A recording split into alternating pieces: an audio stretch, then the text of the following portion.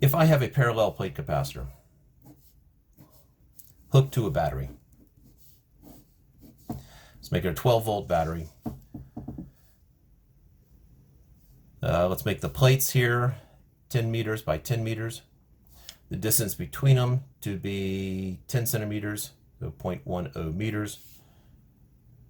And what else do I need to know? Well, that's about it.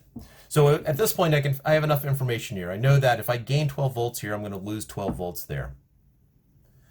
So my delta V for the capacitor, across the capacitor, is 12 volts.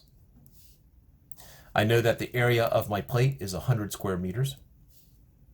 The distance between them is 0.10 meters.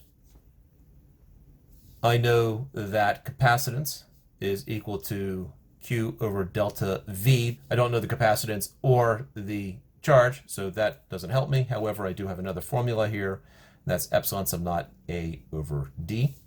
This information I do know. Epsilon sub naught is 8.85 times 10 to the negative 12th times my area, which is 100, divided by the distance between them, which is 0.1, and I end up with 8.85 times 10 to the negative 9th. The units would be farads. So this is an 8.85 nanofarad capacitor. So I can now find the charge here because I know delta V is going to be 12 volts and I know the capacitance. And so from here, I know that the charge is equal to C delta V, which is 8.85 nanofarads times 12 volts. I end up with 106.2 nanocoulombs. I can now find the electric field between the plates. I know that the electric field is equal to delta V over the distance between them. And so this is my voltage, which is 12. That's 0.1. So I end up with 120 newtons per coulomb. That's the electric field between the plates. Or I could calculate it also, the electric field between the plates because of the plates is the electric field between the plates because of the plates is equal to sigma over epsilon sub naught, which is, well, sigma is Q over A over epsilon sub naught. So my charge, which I figured out, that's 106.2 times 10 to the negative 9th, divided by my area, which is 100. All that divided by 8.85 times 10 to the negative 12th. And let's just make sure that that comes out to be the exact same thing as I would expect. So 106.2 E9 negative, 100 divided by 8.85 E12 negative divided by, and I get 120 newtons per coulomb. I get the exact same thing. So now what I'm going to do is I'm going to take this and I'm going to stick something in between. I'm going to stick a dielectric in between. Dielectric with a dielectric constant of kappa is equal to 2. And what changes? It is still hooked up to a battery, a 12-volt battery. Everything else stays the same. All I've done is just stick a dielectric in between. Well, a couple ways of looking at this here. I know what is going to be the same. I know what will be the same is the voltage because it is hooked up to a battery. As long as it stays hooked up to a battery, the voltage will stay the same.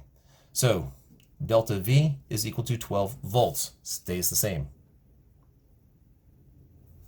But the dielectric, again, I have this electric field coming from the plates, but the dielectric is going to reduce the electric field inside, which will cause more charge to show up on here, which will increase the electric field. And so we have this dual thing going on. But I also know that the electric field between the plates, this is the total electric field between the plates, is equal to delta V over D, which is 12 over 0.1 or 120 newtons per coulomb. So the total electric field did not change. However, the electric field from the plates does change. So I know capacitance is equal to epsilon A over D. Notice that there's no sub-zero there, which is kappa epsilon sub naught A over D, which is 2 times, well, that's what we had before. And my capacitance before was 8.85 nanofarads. So my capacitance now is 17.7 nanofarads. So that is also equal to the charge over the voltage. So if I multiply times 12, I end up with 212.4. My charge becomes 2.214 nanocoulombs.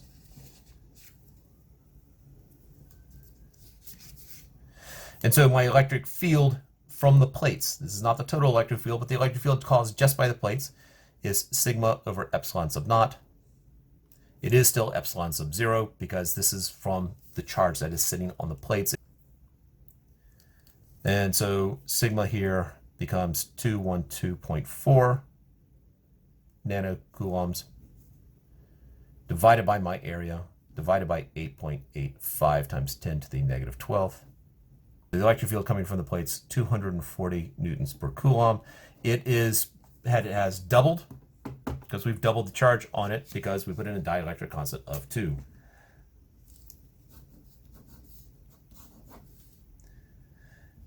Now, let's change this around slightly.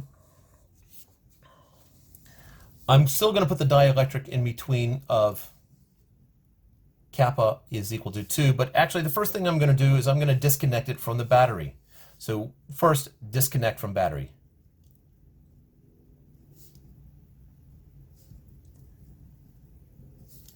So when we disconnect it from the battery, what we are left with is just, the same old plates here. We assume it's an ideal disconnection. Now, if I try to do this experimentally, it really does not work out well because there's charge that is built up on the plates here. If I take a switch and I try to disconnect, I cannot disconnect fast enough so that it won't spark and lose charge. And so this is an ideal situation here where I could disconnect it so quickly that there is no spark. So therefore, all the charge that's on the plate stays on the plate. So if all I do is disconnect, then if we go back, think about the original values that we had. So that was the original voltage. That was my original capacitance. That was my original charge. That is the electric field between the plates because of the plates, and that is the total electric field. All of those stay the same. There's nothing that's changed because the voltage stays the same.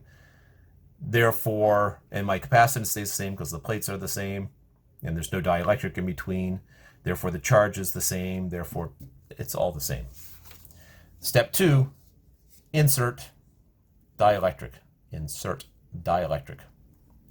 Recognize that the charge is the thing that stays the same this time. Before, when it was connected to the battery, voltage stays the same, but now, because I've disconnected it, the charge has nowhere to go. This is an insulator. Dielectrics are insulators. Charge is not flowing through. And so Q stays the same as it was before, which is 106.2 nanocoulombs. Charge stays the same. Therefore, my electric field from the plates, which is sigma over epsilon sub naught, which is Q over A over epsilon sub naught. The electric field from the plates stays the same, so that's still 120 newtons per coulomb. It's not the total electric field, this is just from the plates. The capacitance is kappa epsilon sub naught A over D, because there is a dielectric here. So this is 2 times my original capacitance, which was 8.85 nanofarads. So my new capacitance is going to be the 17.7 nanofarads, which was the same as we had when we just stuck the dielectric into it. I think I miswrote on the previous one. I wrote 17.1 instead of 17.7. I can now find the voltage. The voltage has changed, and so capacitance is Q over delta V. Therefore, my voltage is Q over C, which is 106.2 nanocoulombs over 17.7 nanofarads. So 106.2, 17.7 divided by, and we get, surprisingly, 6 volts. Basically cut the voltage in half because we have a factor of 2 thrown into it. So that is my voltage. The electric field, the total electric field is equal to delta V over D. So that's 6 volts over 0.1 or 60 newtons per coulomb. So we have this electric field of 120. Let's do it up here. And of course, the traditional stunning colors. So I have this electric field coming from the plates of 120 newtons per coulomb, but I have this back electric field of 60 newtons per coulomb. And so we end up with a net total, my E total is 60 newtons per coulomb. Let's do it where the two numbers will not be the same. I take my two plates again, 1, disconnect. Kappa is equal to 3 this time. Again, charge will be the same as it was before. That's 106.2 nanocoulombs. That has not changed. My electric field from the plates will be the same because the charge hasn't changed. My capacitance is now 3 times what my initial capacitance was. So 3 times 8.85, 26.55 nanofarads. So my voltage is going to be 106.2 over 26.55. So we get 4 volts, probably could have figured that one out. My total electric field is going to be that divided by the distance between them, which was 0.1. So this becomes 40 newtons per coulomb. And so what we're talking about here is the electric field from the plates itself is 120 newtons per coulomb. The total electric field is 40 newtons per coulomb. That's my total. Therefore, my electric field that's coming backwards because the polarization of the dielectric, this would have to be a total of 80 newtons per coulomb. So we have 120 to the right, 80 to the left, which gives us a total of 40 to the right. So whenever doing these type problems, it matters whether you disconnect from the battery first or not. And then there's all sorts of playing around with it after that.